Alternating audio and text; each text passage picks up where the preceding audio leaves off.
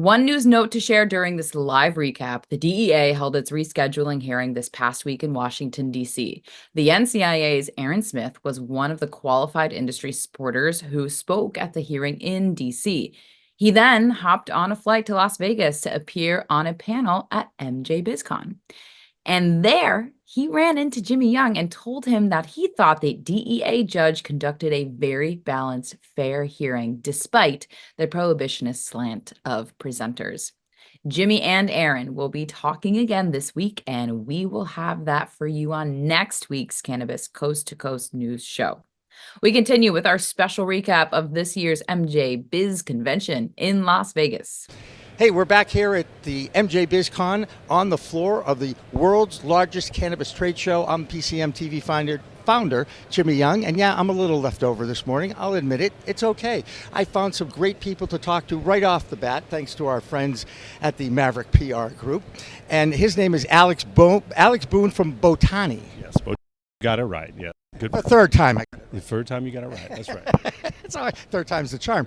All right, so tell us, here's your elevator pitch. What is Botani? Yeah, so Botani is the cannabis market brand of SWM International. We've been in paper making for over 400 years. Got a long history of being in the industry, especially through our rolling paper division. Botani is a formation from about 3 or 4 years ago, once the hemp farm bill came through in 2019, where we could take 2018. Oh, sorry, 2018. Trust me, it was a big day. It was a big Yes. day. December, I think 7th or 6th or something in 2018. And You're right. it's historic. It's history. Officially for us, it was January 2nd, which was a Monday, is when we said, okay, let's go. Okay. Good day, too. That's right. That's a good day, too. So taking our technology and working in the tobacco world for many years and using that with hemp.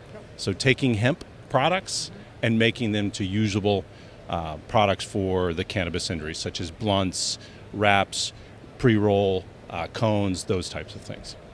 One thing, I don't get it. You know, I'm a child of the 60s. I still know how to roll a joint. I know that's a shock to many out there. But packing the cone, it's just another activity. And you notice that pre-rolls are the fastest growing thing in a dispensary. People come in, they buy one pre-roll, 2, 5, whatever. It's pre-roll, right? Because humans are basically lazy. I'm sorry, it's true. Oh, there's no doubt about it. There's a level of convenience, yet at the same time, pre-rolls can give you that level of consistency that you're looking for and that customers are looking for. And I think that's where someone like our company comes in, because we've been in the world of tobacco and cigarette manufacturing. We understand rules and regulations of scale and bringing solutions to those pre-roll converters who want to make products that are consistent every time, so you can get return sales. We know consistency is so important. Everything relates back to sports with me. I was a coach. And you want consistent performance out of your players. You want to put them in positions to win the game, right? And the same thing happens in business, even though I'm a horrible businessman. Okay? You guys are adapting what is your expertise to a brand new emerging market. And as you know, it's doing okay, but the regulations, it's such a challenge to be in this industry for people from whatever place you're in. There's a regulation, there's a tax, there's a law, there's control. Correct. Are you confident that we're ever going to get a single regulatory body for this plant, no matter if it is hemp or Delta-9 THC? That's a tough question. I do that, by the way. I teach it. I do that. But and again, there's no right or wrong here. No. It's your insight on what you know of this industry. So my insight is that this will work better for everyone with a federal oversight, period. And I know people don't like regulation. However, if you do have something that gives oversight where the playing field is equal. Another sports analogy, ladies and gentlemen. We're equal with a set of rules that everyone knows and can play with, then everyone can thrive and thrive appropriately. Right now, it's this state, that state, this state, that state. People are, at best, having trouble just in regular distribution. I'll give hemp as an example.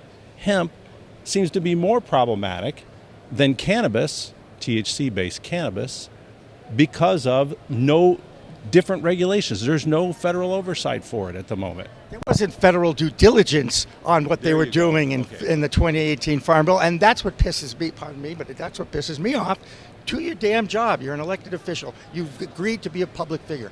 Do it. Represent your people. Don't line your pockets with lobby money. And I'm sorry, I know that there are big lobbies in America. It's how our political system works. And whether people like it or not, it's still supposedly the best in the world. Mm-hmm. And I give companies like yours credit for stepping back, looking at the whole picture, and saying, you know what, for our background with these products that, you know, your mm-hmm. international company, your paper company, yes. Right? Tobacco, whatever. We can adapt this into the hemp world, and I applaud the fact that you understand there's more applications, and the hemp world should be 10 times the size of the cannabis, medicinal and it's not. Right. So you know, there's a level of patience that has to be had. Parent. I am a parent, so you have to have a level of patience. I've got grown children now, so that's okay. But yes, the level of patience that you have to have. You got to have the national distribution. You got to be able to do that, and without it, it's problematic. These young fledgling companies that have limited budgets, they can't be in every single state doing everything, replicating everything from an operational perspective. It doesn't make any sense. It doesn't make any sense at all. And to have different packaging labels and everything that you have to have, they want one SKU to go nationwide. Why does it have to be so difficult? Is the experience of I'm going to throw them all together here. Big alcohol, big tobacco, even big pharma. With working with these kinds of products, figuring out the ways to regulate them fairly. I want a fair system so that the industry can thrive, not just survive. Yeah, so I would agree with that. So working together with the component suppliers, what can I do, me as a paper supplier? What can the equipment guy do as a supplier? What can the grower do? Getting all of those guys together to understand what is doable to make business work properly, that's what needs to happen. We've seen that success in the tobacco side. I know tobacco can kind of be taboo, but from a rules and regulations perspective, on the grounds that we have to play in, we all know how to play, and we play together, and we work it out. And in the end, the consumer wins. And that's what we want, is the consumer to win. You know, tested products and control, and like you said, a level playing field to work within those parameters, similar to parenting, right? You have to set parameters for your kids. It's not easy, is it? Hey, by the way, much easier being in your business than being a parent, am I right? I would say that. The cab ride over, my cabbie got a call from the school. A 10-year-old was having his problem. I said, I've been there, buddy. So, anyway.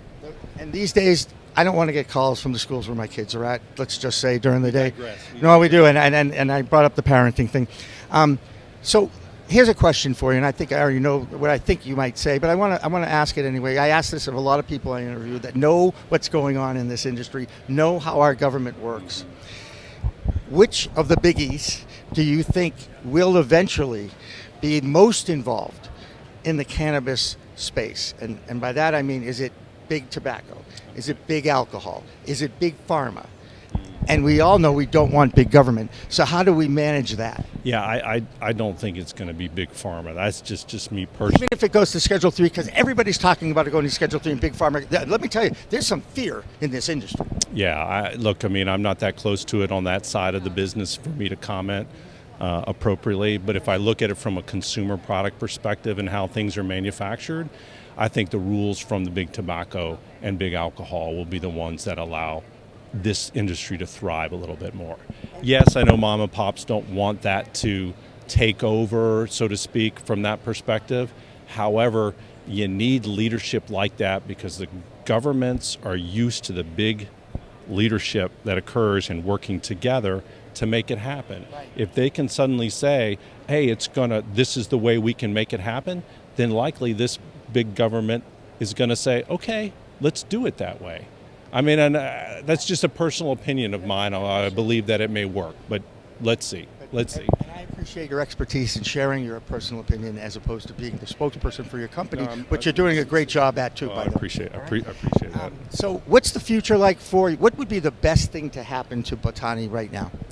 So right now, would love to see the political arena, like we just talked about for the past 10 minutes, to have the level playing field. We need that for our customers. We need hemp to work properly so that people can have choices. I'd like to see some level of consistency on pre-rolls. I would like to get an adoption of rules on that. I do believe there's a big space to have tobacco replacements within the cannabis industry, and to those people who are used to smoking cigarettes, that there is an option for people to smoke cannabis in a similar fashion, similar way. Is it next week? Is it next year? No. But I will see that as something as a game changer for this industry. From my perspective, being in our historical of paper making more towards tobacco and the rest of the world. So. And what would be a lasting thing you'd like our audience to actually know about your company that I perhaps haven't shared? Sure. So, Botani, we were on the principle that customers wanted something that's natural. This industry doesn't want they want grassroots stuff. It's from the plant. We want to provide a product that's from the plant, and that is just that without a lot of additives. Something is a natural way to give something that's different to everyone, and this is what we've been able to present. Taking our roots and our heritage and have a right to play with a different botanical will allow to experience the same things. And that's what we wanted, because we didn't feel that there was a lot of natural type options out there. Now we believe that there's something there for brand owners to have. Fantastic. He's Alex Boone. He's the managing director of Botani, and I so appreciate you taking some time out on this. Oh, what day is it? It's Thursday. Is it really? What is happened Thursday. to Wednesday? Yeah. It's part of your leftover. That's it. So My you're leftover. still in Wednesday. Oh, yeah. I guess I supposedly am. Thanks, Dad. All right. Hey, we're going to have more of our special Cannabis Coast to Coast News on location at MJBiz Con. Don't go away. Ready to take your craft to the next level? Imagine faster extractions, purer products, and more profits. Sounds good, right? At Pure 5 Extraction, we've revolutionized cannabis extraction with our game-changing technology. No solvents, no heat, just the cleanest, most natural process on the market. Whether you're a boutique grower or a large-scale operation, Pure 5 has the tools to elevate your business worldwide. Visit pure5extraction.com today. Pure 5 Extraction, because your plants deserve the best. In serene Springfield, Ohio, Ethan battles anxiety and persistent body pain. Seeking relief, he turns to Yellow Labs' Calm THC Cream, offering tranquility via delivery technology. Massaging in the cream, Ethan feels waves of peace and serenity easing his anxiety and tension. Empowered by the remarkable relief, he sets out on a journey towards healing and renewal. Drawn to Yellow Labs' transformative offerings, the Calm THC Cream becomes a beacon of comfort, soothing both his physical and emotional pain.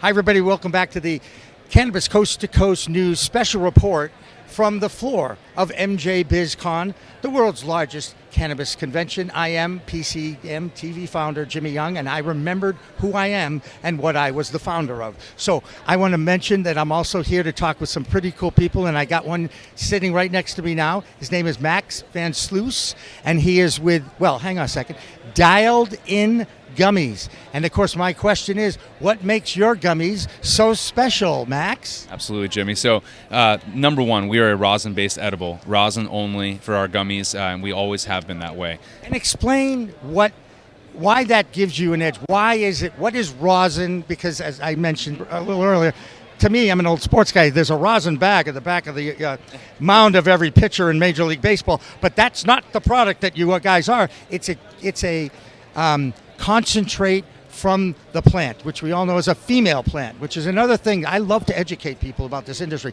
because it's fascinating. It really is. Yeah, rosin is the cleanest, purest form of concentrate that you can ingest or inhale, depending on the type of way that you're consuming this. The way that you generally make rosin, or it's not general, the way that you make rosin is with water, ice, heat, and pressure.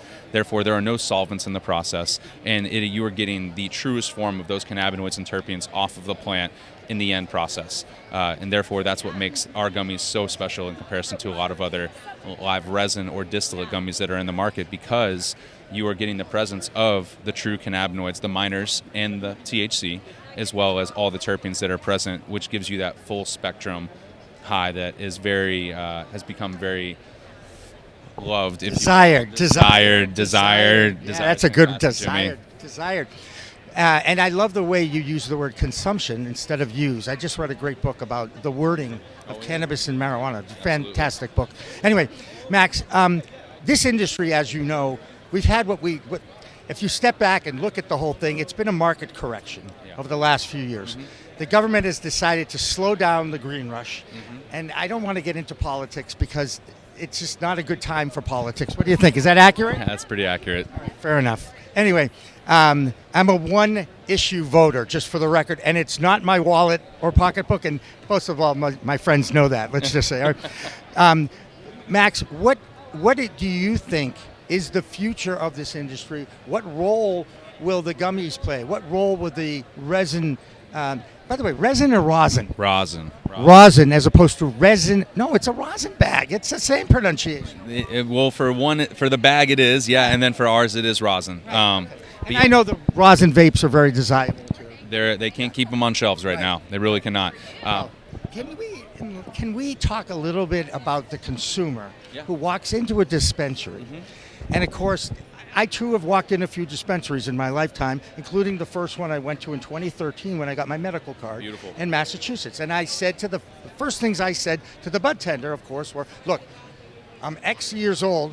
Everybody knows I'm 67, okay? But then I wasn't because it was 11 years ago. And I said, I'm not sure I want to smoke it anymore, not sure I want to vape it. What other options do I have, et cetera, et cetera. And I walked out of there with your gummies and your vapes and your edibles and capsules. And I found fault in every single one of those products. But let's leave that alone for a second. Okay. How can you distinguish your product from other gummies in this space that use rosin? What is it? You know, you've kind of explained the process, but to me, when you go and you have so many choices, it's overwhelming, especially for people who, let's just say, aren't as educated and experienced as some of the older people on camera here.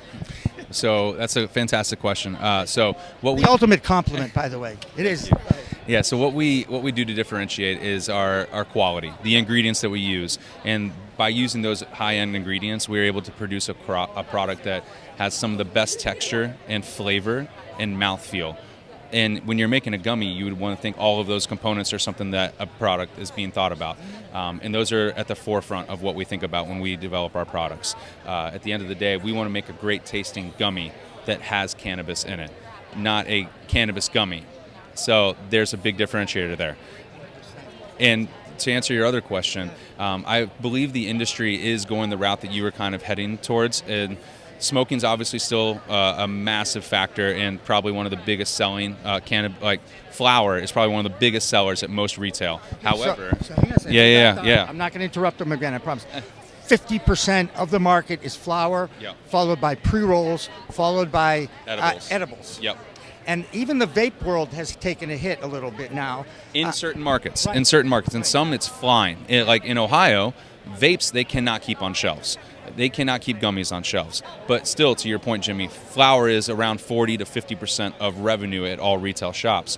But it used to be 60 or 70 a few years ago. So over time, we are seeing the decline of flower sales because there is a surge in health right now and people being concerned about what is going into their body, how are they consuming whatever this is, whether it's your drinks, your food, your cannabis. And so low sugar options, low dose options, I believe are going to be the future of edibles. And I believe edibles, drinks, gummies, all of those are going to be the future of cannabis as time goes on.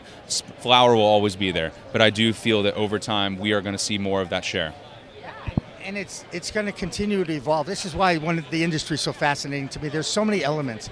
There's economy, there's botany, there's science, there's research, there's fun, okay? And you have to balance them all and learn and do research on the product.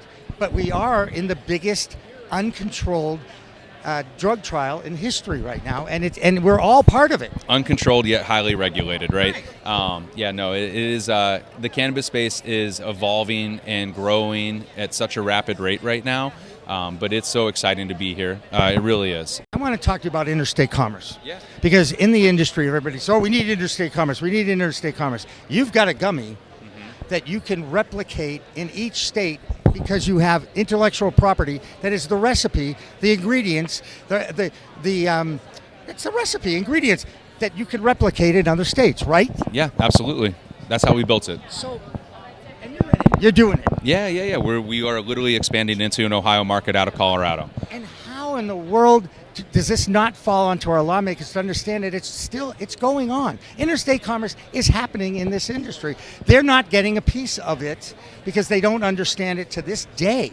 I've said it from time and time again. I'll take interstate commerce over federal legalization because at the end of the day, I'm able to, with federal legalization, we know there's going to be a lot more laws, a lot more things that are going to come into play. I hope I live to see that day. I don't think we're going to see it as fast as the industry would like to see it. No. I would agree. But interstate regulations and interstate commerce, I mean, it would be nice to be able to get our gummies into all the legal states that are around Colorado because that opens up a huge market for us.